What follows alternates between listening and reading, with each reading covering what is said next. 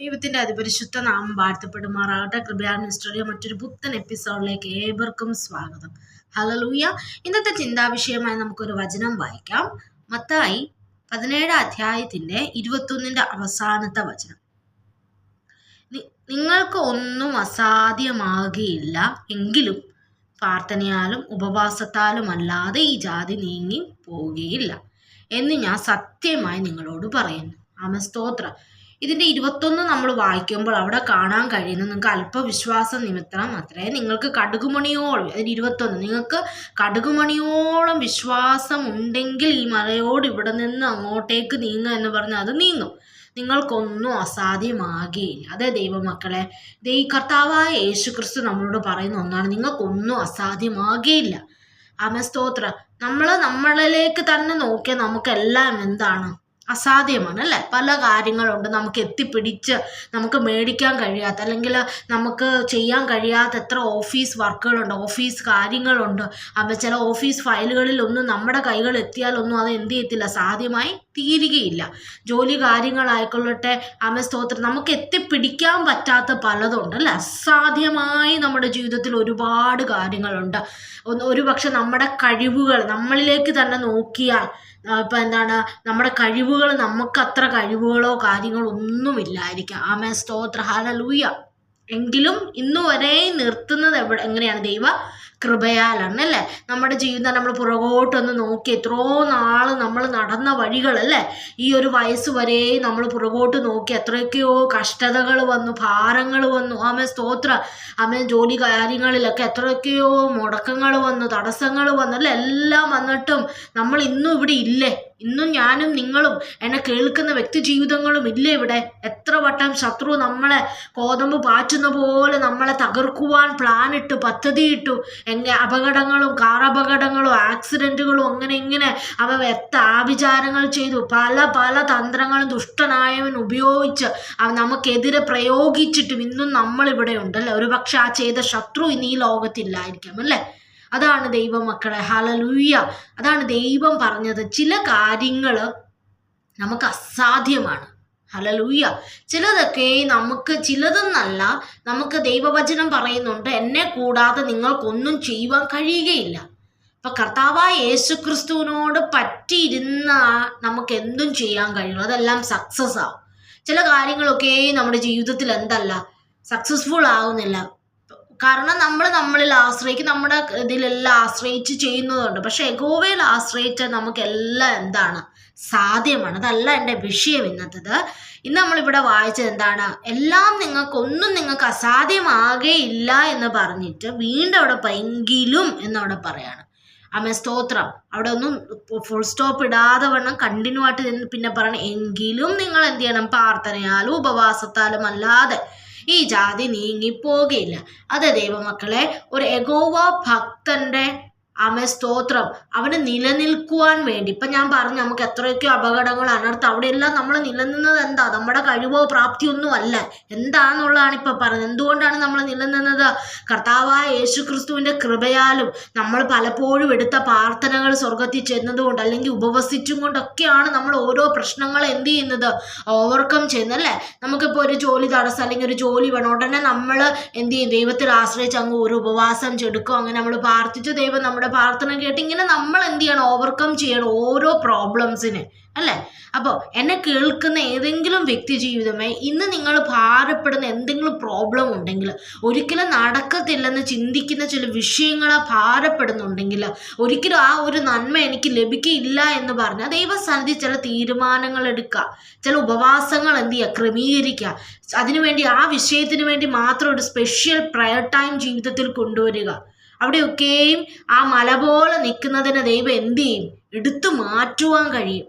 അതാണ് ക്രിസ്തു പറഞ്ഞത്, നിങ്ങൾക്ക് എന്താണ്, ഒന്നും അസാധ്യമാകുകയില്ല. ആമേൻ, സ്തോത്രം. എങ്കിലും നമ്മൾ എന്ത് ചെയ്യണം, പ്രാർത്ഥനയാലും ഉപവാസത്താലും അല്ലാതെ, ഉപവാസത്തോടുകൂടെ നമ്മുടെ ആവശ്യങ്ങൾ ദൈവത്തോട് എന്ത് ചെയ്യണം, അറിയിക്കണം. ഹല്ലേലൂയ. ആമേൻ, സ്തോത്രം. അപ്പം ഒരു യഹോവ ഭക്തന്റെ ജീവിതത്തിൽ അത്യാവശ്യമായതാണ് എന്ത്, ഒരു പ്രാർത്ഥന ലൈഫ്. പ്രാർത്ഥന എന്ന വിഷയത്തെക്കുറിച്ച് ഒരുപാടുണ്ട്. ഒരു പ്രാർത്ഥന വേണം, അതേപോലെ ഉപവാസം. ഇതൊക്കെയും വളരെ അത്യാവശ്യ ഘടകങ്ങളാണ് അല്ലേ. നമുക്കറിയാം, ഈ ഒരു മനുഷ്യൻ ഈ ഭൂമിയിൽ ജീവിക്കാൻ എന്തുണ്ട്? വസ്ത്രം വേണം, ജലം വേണം, വായു വേണം അല്ലേ. അങ്ങനെ ഇതെല്ലാം അത്യാവശ്യ ഘടകങ്ങൾ പോലെ ഒരു യഹോവ ഭക്തന് ഒരു ആത്മീയ വളർച്ചയ്ക്കായിക്കൊള്ളട്ടെ, കർത്താവിൻ്റെ സന്നിധി ഒരു ആത്മീകമായി വളരുവാനായിക്കോട്ടെ, അവൻ്റെ ജീവിതത്തിൽ ഏറ്റവും വേണ്ട ഒന്നാണ് പ്രാർത്ഥന. പക്ഷെ പലപ്പോഴും നമുക്ക് ഈ പ്രാർത്ഥിക്കുവാനാണ് സമയമില്ലാത്തത് അല്ലേ. ഈ പ്രാർത്ഥനാ ജീവിതത്തെ ഒരു കേടുപാട് പറ്റാതെ മുമ്പോട്ട് പോകാൻ കഴിയാതെയാണ് നമ്മൾ ഭാരപ്പെടുന്നത്. ചിലപ്പോൾ പല ബിസി വരുമ്പോഴൊക്കെ നമ്മൾ ഡെയിലി ഷെഡ്യൂൾ ചെയ്യുന്നതെല്ലാം ആ പ്രാർത്ഥന മാറ്റി മാറ്റി നമ്മൾ വിൽക്കുന്ന ഒരു ശൈലിയാണ് അല്ലേ. അവിടെ എല്ലാം നമ്മുടെ ജീവിതത്തിൽ എന്തു വരാം? ഓരോ പ്രോബ്ലംസ് നമ്മുടെ പ്രാർത്ഥനാ ശൈലികൾക്ക് പ്രാർത്ഥനാ ജീവിതം തന്നെ ഇത് തന്നെ നമ്മളിൽ നിന്ന് മാറിപ്പോവും. അതുകൊണ്ട് അവിടെയെല്ലാം ശ്രദ്ധിക്കുക. ഒരു ബിസി ആവുമ്പോൾ ശ്രദ്ധിക്കുക, എൻ്റെ പ്രാർത്ഥനാ ജീവിതത്തിന് എന്തെങ്കിലും കോട്ടം സംഭവിച്ചോ, ഞാൻ എന്നും പതിവ് പോലെ പ്രാർത്ഥിക്കുന്നതിൽ എന്തെങ്കിലും ഒരു ഇത് വന്നോ എന്ന് ചിന്തിച്ചു വേണം നമ്മൾ മുമ്പോട്ട് പോകാൻ. കാരണം ഇതെല്ലാം താൽക്കാലം, ഇതെല്ലാം അഴിഞ്ഞു പോകും. ലാസ്റ്റ് നമ്മുടെ പ്രാർത്ഥന അതിനാണ് നമ്മൾ ഏറ്റവും ഇമ്പോർട്ടൻസ് കൊടുക്കണം. അതിനാണ് നമ്മൾ ഏറ്റവുമായിട്ട് ഇത് കൊടുക്കേണ്ടത്. അപ്പോൾ കർത്താവ് പറയാണ്, നിങ്ങൾക്ക് ഒന്നും അസാധ്യമാകില്ല. പക്ഷെ എന്ത് ചെയ്യുക? പ്രാർത്ഥനയിലും ഉപവാസത്താലും അല്ലാതെ നമുക്ക് മുമ്പോട്ട് നീങ്ങുവാൻ കഴിയില്ല ദൈവമക്കളെ. അവൻ സ്തോത്രം. നമുക്കൊരു ചെറിയ കാര്യമായിക്കൊള്ളട്ടെ, ഒരു വലിയ കാര്യമായിക്കൊള്ളട്ടെ, ഒരു ദൈവ പൈതലിന് എന്തു വേണം? പ്രാർത്ഥനയിലൂടെ അത് ലഭിക്കുമ്പോൾ ഒരു സന്തോഷമാണ് അല്ലേ. പ്രാർത്ഥനയിലൂടെ ഉപവാസത്തിലൂടെ നമ്മളത് ക്രമീകരിക്കണം. അവൻ സ്തോത്രം. ഹല്ലേലൂയ. ഇത് പറയുമ്പോൾ ഒരു ചെറിയൊരു സാക്ഷ്യം ഞാൻ പറയാം. ആമേൻ സ്തോത്രം. എൻ്റെ പപ്പ ആമേൻ സ്തോത്രം വളരെ മദ്യപാനിയായിരുന്നു. ഹല്ലേലൂയ. ആമേൻ സ്തോത്രം. വളരെ മദ്യപാനി എന്ന് പറഞ്ഞാൽ വളരെ മദ്യപാനിച്ച് അസമാധാനമായിരുന്നു ഞങ്ങളുടെ ഭവനത്തിനുള്ള കുടുംബത്തിൽ. വളരെ അസമാധാനമാണ്. എന്നും കള്ള് കുടിച്ചു കഴിഞ്ഞ് വളരെ ബഹളവും അങ്ങോട്ടും ഇങ്ങോട്ടും അമ്മയായിട്ടൊക്കെ ഭയങ്കര ഓരോ പ്രോബ്ലംസ് ആയിരുന്നു. ഒരു സമാധാനം എന്തെന്നറിയാതെ ആമേൻ സ്തോത്രം ആയിരുന്ന ഒരു അവസ്ഥ ഞങ്ങളുടെയും ജീവിതത്തിലുണ്ടായിരുന്നു. ഹല്ലേലൂയ. അന്ന് ഞങ്ങളൊരു ഹൈന്ദവ കുടുംബത്തിൽ നിന്ന് കർത്താവായ യേശു ക്രിസ്തുവിനെ രക്ഷിതാവായി സ്വീകരിച്ചതാണ്. അങ്ങനെ ഇരിക്കുമ്പോഴാണ് എൻ്റെ അമ്മയ്ക്ക് ഒരു ദർശനം കൊടുക്കുവാനിടയായിട്ടിരുന്നു ദൈവം. ആ ദർശനത്തിന് അർത്ഥം എന്തെന്ന് പോലും അമ്മയ്ക്ക് എന്ത് ചെയ്തില്ല, അറിയില്ലായിരുന്നു. അങ്ങനെ അതായത് ഞങ്ങളുടെ വീടിൻ്റെ തൊട്ടപ്പുറത്ത് ഇങ്ങനെ ആരാധനയ്ക്ക് പോകുന്ന ഒരു ആൻറ്റി ഉണ്ട്. അങ്ങനെ അവരുടെ കൂടെ അമ്മ ആരാധനയ്ക്ക് കടന്നുപോയി. അവരുടെ കൂടെ ദൈവം പലപ്പോഴൊക്കെ ഒളിച്ചും, പപ്പ കാണാതെ ഒളിച്ചും പാത്തും ഒക്കെ എന്ത് ചെയ്തു അവരുടെ കൂടെ പലപ്പോഴും ആരാധനയ്ക്ക് കടന്നു പോകാൻ ഇടയായി തീർന്നു. ചെറുപ്പം മുതലേ എനിക്ക് കാണാൻ കഴിയുന്ന ഒന്നാണ് എപ്പോഴും പ്രാർത്ഥിക്കുന്ന ഒരു മാതാവ്, പ്രാർത്ഥിക്കുന്ന ഒരു അമ്മ. ആമേ സ്തോത്രം. എന്ത് ജോലി തിരക്കുണ്ടെങ്കിൽ ഒരു 5 മിനിറ്റ് ആയിക്കോട്ടെ, 10 മിനിറ്റ് ആയിക്കോട്ടെ, ഇടയ്ക്ക് വന്ന് എന്ത് ചെയ്യും? ദൈവത്തോട് പ്രാർത്ഥിക്കുന്ന ഞാൻ കണ്ടിട്ടുണ്ട്. പല വിഷയങ്ങൾക്ക് വേണ്ടി, അതായത് പപ്പയുടെ ഈ മദ്യപാനം തന്നെ, മല പോലെയുള്ള ആ വിഷയം തന്നെ ഒന്ന് മാറിപ്പോകാനായിട്ട് അമ്മ പലപ്പോഴും ഉപവാസം എടുത്ത് ഞങ്ങൾക്കറിയാം, ഞങ്ങൾ കണ്ടിട്ടുണ്ട്. ഹല്ലേലൂയ. അത് കണ്ടു വളർന്നതാണ്. ആമേ സ്തോത്രം. അപ്പോൾ ഉപവാസത്തിൻ്റെ പ്രാധാന്യം എത്രത്തോളം, അത് ജീവിതത്തിൽ എത്ര വ്യത്യാസം വരുത്തുമെന്ന് ഞങ്ങൾക്കറിയാം. ഹല്ലേലൂയ. ഹല്ലേലൂയ. ആമേ സ്തോത്രം.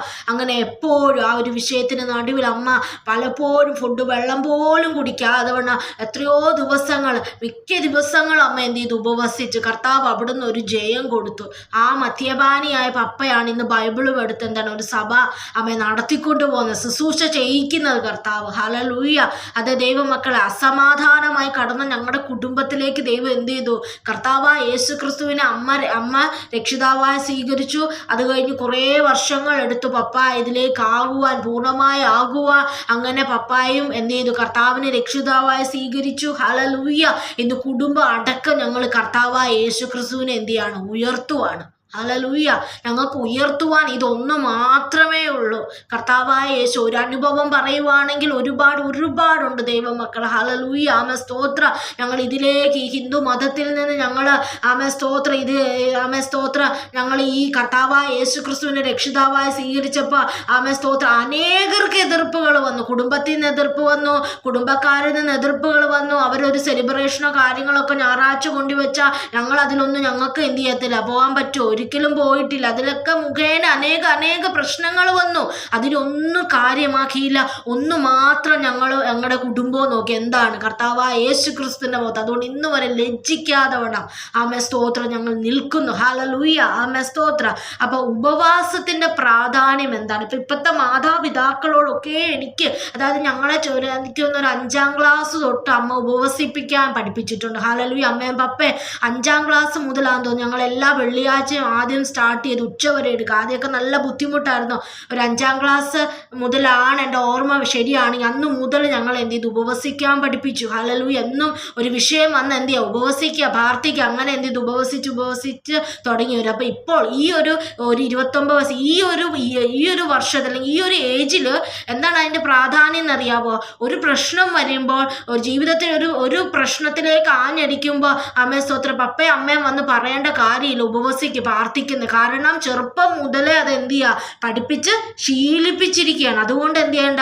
ഇപ്പോൾ ഒരു പ്രശ്നം വന്ന് സ്വയം എന്ത് ചെയ്യുക? അങ്ങ് ഉപവസിക്കുക, സ്വയം ദൈവസന്നിധിയിൽ ഇരുന്ന് പ്രാർത്ഥിക്കുകയും ഉപവസിക്കുകയും ചെയ്തു പോരുന്നു. ഹല്ലേലൂയ. അതുകൊണ്ട് എൻ്റെ കേൾക്കുന്ന മാതാപിതാക്കളെ, കുട്ടികളെ എന്ത് ചെയ്യുക? കുഞ്ഞിലെ തന്നെ എന്ത് ചെയ്യുക? പഠിപ്പിക്കുക. പ്രാർത്ഥനയുടെ ഇമ്പോർട്ടൻസ് അവർക്ക് പറഞ്ഞു കൊടുക്കുക.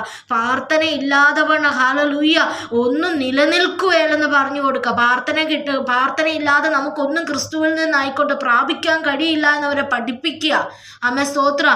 ഇപ്പോൾ ഒട്ടുമിക്ക അമ്മേ സ്തോത്രം മാതാപിതാക്കളൊക്കെ അവരെ നിങ്ങൾ വലിയ കോഴ്സുകൾ പഠിപ്പിച്ചിട്ടുണ്ടാകാം, ഡോക്ടറേറ്റ് പഠിപ്പിക്കും. ഇതിനേക്കാളൊക്കെ എത്രയോ പ്രധാനം. അത് വേണ്ട എന്നല്ല ഞാൻ പറയുന്നത്. അതൊക്കെ ഒരു ദിവസം എന്താണ്? ശൂന്യമായി പോകും അല്ലേ? അതിനേക്കാൾ ഏറ്റവും പ്രാധാന്യമായ കർത്താവായ യേശു ക്രിസ്തുവിനെ രുചിച്ചറിയേണ്ട രീതിയിൽ അവർക്ക് എന്ത് ചെയ്യുക? പറഞ്ഞു കൊടുക്കുക കുഞ്ഞിലെ തന്നെ. ഹല്ലേലൂയ.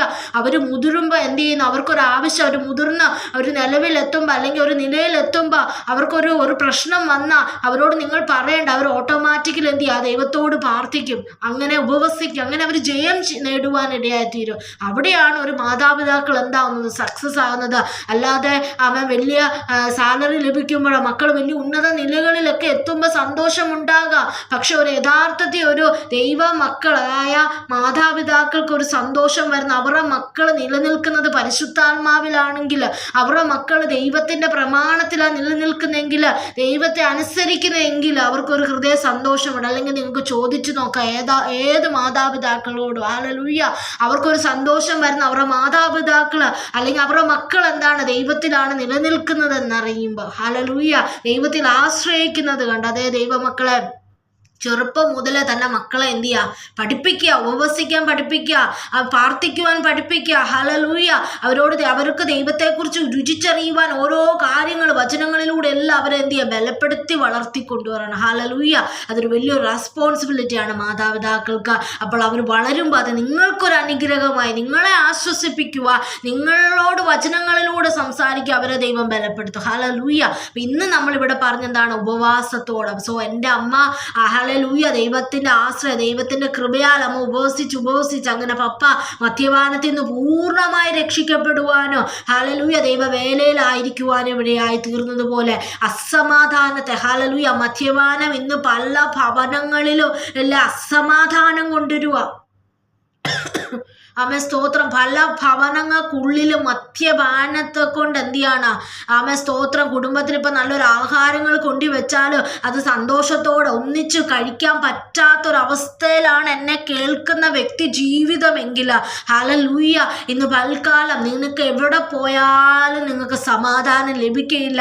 പക്ഷെ ഒന്നിനും ലഭിക്കുക എവിടെയാണെന്നറിയാവോ? ആ ക്രൂശിൽ ആമേ സ്തോത്രം നമുക്ക് വേണ്ടി മരിച്ച ആ കർത്താവായ യേശു ക്രിസ്തുവിലേക്ക് നീ നോക്കുമ്പോൾ ആ ദൈവത്തെ നിന്റെ ഹൃദയത്തിലേക്ക് സ്വീകരിക്കുമ്പോൾ നിന്റെ ആമേ സ്തോത്ര ഭവനത്തിൽ ഏത് അസമാധാനമായിക്കൊള്ളട്ടെ ഹല്ലേലൂയ, ഏത് മദ്യപാനത്തിന്റെ ആമേ സ്തോത്ര ഹല്ലേലൂയ ഏറ്റവും കൊടുമുടിയിലാണ്, അതുപോലെ അസമാധാനത്തിന്റെ കീഴിലാണോ നീ ആയിരിക്കുന്നുവെങ്കിൽ കർത്താവായ യേശു ക്രിസ്തുവിനെ നിന്റെ ഭവനത്തിലേക്ക് നീ സ്വീകരിച്ച രക്ഷിതാവായി സ്വീകരിച്ച നീ നിന്റെ കുടുംബവും എന്ത് ചെയ്യും? രക്ഷ പ്രാപിക്കും. ഹല്ലേലൂയ. എന്താ ലോകം തരാത്ത സമാധാനം. ഹല്ലേലൂയ. നമുക്ക് ഇവൻ പട്ടിണിയാണെങ്കിൽ പോലും നമുക്ക് എന്ത് ചെയ്യാം, ഒരു സമാധാനം കിട്ടും. ദൈവമക്കളെ, ഈ ദൈവത്തെ അറിഞ്ഞാൽ ചിലപ്പോൾ കാര്യമായിട്ട് നമ്മുടെ ജീവിതത്തിലും കറികളോ കാര്യങ്ങളോ ഒന്നും ഇല്ലായിരിക്കാം. പക്ഷെ ആ കർത്താവായ യേശു ക്രിസ്തുവിനെ രക്ഷിതാവായി സ്വീകരിക്കുമ്പോൾ നമ്മുടെ ഹൃദയങ്ങളിൽ വരുന്നൊരു സമാധാനമുണ്ട്, നമ്മുടെ കുടുംബങ്ങളിൽ വരുന്നൊരു സമാധാനമുണ്ട്. അത് എത്രയോ നമുക്ക് പറഞ്ഞറിയിക്കുവാൻ കഴിയുകയില്ല. അനുഭവം കൊണ്ട് പറയുവാണ്. ആമേ സ്തോത്ര. എൻ്റെ ജീവിതത്തിൽ കുഞ്ഞിലെ മുതൽ ഞാൻ കണ്ടുവന്നത് കൊണ്ട് ഞാൻ പറയാണ്. കഴിക്കുവാനോ ആമേ സ്തോത്ര ആദ്യ നാളുകളിൽ ഒന്നും കറുത്ത പട്ടിണിയുടെ അവസ്ഥകളിലൊക്കെയും ഞങ്ങൾ പോയിട്ടുണ്ട്. എൻ്റെ കുടുംബം മുഴുവൻ. ഹല്ലേലൂയ. അന്നൊക്കെയും കർത്താവ് ഞങ്ങൾക്കൊരു സന്തോഷമുണ്ടായിരുന്നു. കർത്താവിൻ്റെ സമാധാനം പക്ഷെ ഞങ്ങൾക്കുണ്ടായിരുന്നു. അതിനുശേഷം ഹല്ലേലൂയ ആ സമാധാനം ഇന്നും ദൈവകൃപയാൽ നിലനിൽക്കുന്നു. ഹല്ലേലൂയ. അതുകൊണ്ട് ദൈവം തരുന്നതെല്ലാം എന്താണ്, അവൻ്റെ എല്ലാ പ്രവർത്തികളും ശാശ്വതമാണ് ദൈവമക്കളെ. അപ്പം ഇന്ന് നമ്മൾ വായിച്ച വചനത്തിൽ ഇത്രേ എനിക്ക് പറയാനുള്ളൂ. നമ്മുടെ ജീവിതത്തിൽ അസാധ്യമായിട്ടാണ് ദൈവവചനം പറഞ്ഞ് നിങ്ങൾക്ക് അസാധ്യമായിട്ട് ഒന്നുമില്ല. പക്ഷെ നിന്റെ ജീവിതത്തിൽ നിനക്ക് അസാധ്യമായി തോന്നുന്ന ചില കാര്യങ്ങളില്ലേ, ആമേ സ്തോത്ര, അതിനെ ദൈവത്തിൻ്റെ കരങ്ങളിലേക്ക് കൊടുക്കുക. എങ്ങനെ? ഉപവസിക്കുക. ചില വിഷയങ്ങളെ ഏറ്റെടുത്ത് ഉപവസിക്കുക. ആമേ സ്തോത്ര. ആമേ ഹല്ലേലൂയ. മനുഷ്യൻ വിളങ്ങേണ്ടതിനല്ല, മനുഷ്യന്റെ മുഖം എങ്ങനെ പ്രസാദിക്കണമെന്നോർത്തല്ല നീ ഉപവസിക്കേണ്ടത്. രഹസ്യത്തിൽ കാണുന്ന നിന്റെ ദൈവത്തോട് നീ എന്ത് ചെയ്യുക? ഉപവസിച്ച് പ്രാർത്ഥിക്കുക. വിഷയങ്ങളെ ദൈവസന്നിധി എഴുതി വെച്ച് ദൈവത്തോട് പ്രാർത്ഥിച്ച ഏത് അസാധ്യത്തെയും ദൈവം എന്ത് ചെയ്യും? സാധ്യമാക്കി തരും. അപ്പോൾ ഒരു ആത്മീയന്റെ ജീവിതത്തിൽ ഏറ്റവും വലിയ ഘടകമാണ് ദൈവമക്കളെ ഒരു ഉപവാസം, പ്രാർത്ഥനയും. ആമേ സ്തോത്ര. Hallelujah, hallelujah. അതുകൊണ്ട് അതിന് പ്രാധാന്യം കൊടുക്കുക. ആമേ സ്തോത്ര. നടക്കാത്ത പല വിഷയങ്ങളും നമ്മുടെ ജീവിതത്തിൽ നടക്കും. ഹല്ലേലൂയ. ഉപവാസത്തോടുകൂടെ ഈ ജാതി നീങ്ങിപ്പോവുകയുള്ളൂ. ഇപ്പം നമ്മൾ മുമ്പോട്ട് നീങ്ങണമെങ്കിൽ, നമ്മുടെ ഓരോ മുമ്പിൽ നിൽക്കുന്ന സകലതും മാറിപ്പോകണമെങ്കിൽ, മല പോലത്തെ വിഷയങ്ങളായിക്കോട്ടെ, അസമാധാനമായിക്കൊള്ളട്ടെ, അത് മാറിപ്പോകണമെങ്കിൽ ഇന്ന് വൽക്കാലം എന്നെ കേൾക്കുന്ന വ്യക്തി ജീവിതത്തിൽ ഒരു പ്രാർത്ഥനാശീലം കൊണ്ടുവരിക. അവൻ വന്നും പോയി നിൽക്കുന്ന പരിശുദ്ധാത്മാവിനെ അല്ല നമുക്ക് വേണ്ടത്. പരിശുദ്ധാത്മാവ് എന്നും നമ്മളിൽ വസിക്കും. പക്ഷെ നമ്മൾ പലപ്പോഴും എന്താണ്, കുറച്ചു നേരം പ്രാർത്ഥി, പിന്നെ എന്താണ് ട്യൂബ്ലൈറ്റ് പോലെ പിന്നെ ഇല്ല. പിന്നെ അങ്ങനെയല്ല ദൈവമക്കളെ. ദൈവസ്ഥാനത്ത് ഒരു ഉറപ്പോടുകൂടെ നിൽക്കുക. എന്ത് കാറ്റടിച്ചാലും, എത്ര കൊടുങ്കാറ്റ് ജീവിതത്തിൽ അടിച്ചിട്ടുണ്ട്, ഇന്നും നമ്മളിവിടെ ഇല്ലേ? ഇന്നും നമ്മളിവിടെ നിലനിൽക്കുന്നു. കാരണം കർത്താവായ യേശു ക്രിസ്തു ഒന്ന് മാത്രമാണ്. ഹല്ലേലൂയ. അതുകൊണ്ട് ദൈവവചനത്തിന് നമ്മൾ ഈ വചനപ്രകാരം പ്രാർത്ഥനയിൽ അല്ലെങ്കിൽ സ്വന്തം ജീവിതത്തിൽ ഏറ്റവും പ്രാധാന്യം കൊടുക്കുക. നമുക്ക് ഉപവാസത്തിലും പ്രാർത്ഥനയിലും അതിൽ നീങ്ങിപ്പോകാത്തായിട്ട് ഒന്നുമില്ല ദൈവമക്കളെ. ആകയാൽ ഈ വചനങ്ങളെ ദൈവം നമ്മൾ ഓരോരുത്തരും അനുഗ്രഹിക്കുമാറാകട്ടെ. God bless you.